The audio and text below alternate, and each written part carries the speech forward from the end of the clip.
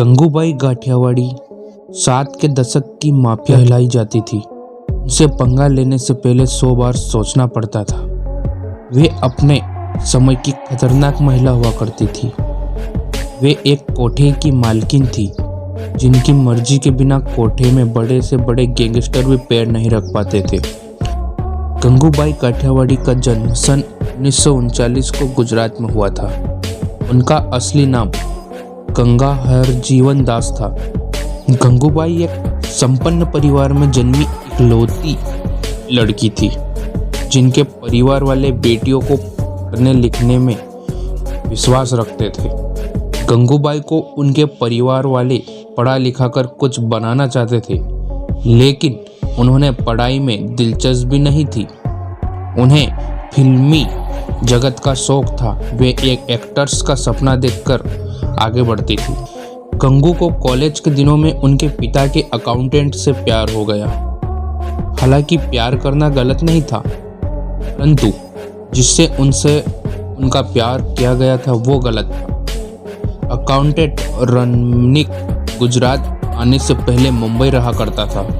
यह बात जानने के बाद गंगू ने सोचा कि उसे मुंबई जाने का अच्छा मौका मिल सकता है।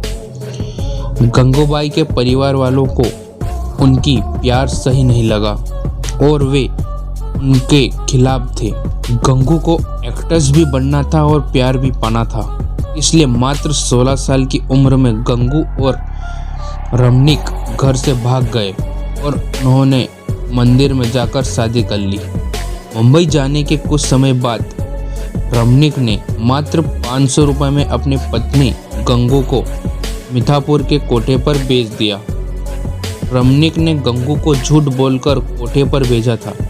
उसने गंगू को कहा, हम दोनों के लिए घर ढूंढता हूँ, तब तक तुम मेरी मौसी के घर में रहो। लेकिन बेचारी गंगू को क्या पता था कि उसके पति ने उसे कोठे पर बेच दिया है। मिठापुर में अनजान गंगू अपने आप को जैसे तैसे संभाल रही थी। इन दिनों एक गूंगे वहशमी गंदी नज़र गंगू पर पड़ी जिसका नाम शौकत खान था। उसने गंगूबाई के साथ रेप किया।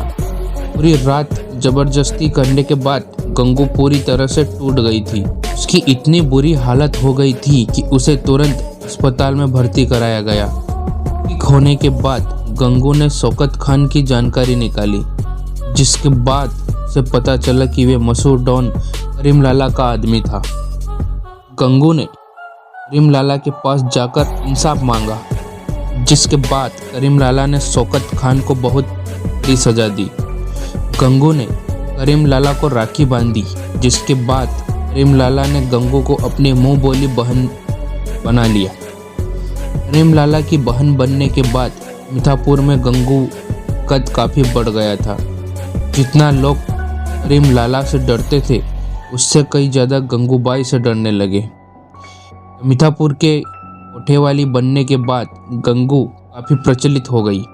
उसने रेड लाइट एरिया के सभी कोठों को काम संभालना शुरू कर दिया। धीरे धीरे कोठा चलाना गंगूबाई का काम बन गया, लेकिन गंगूबाई काफ़ी नेक दिल थी।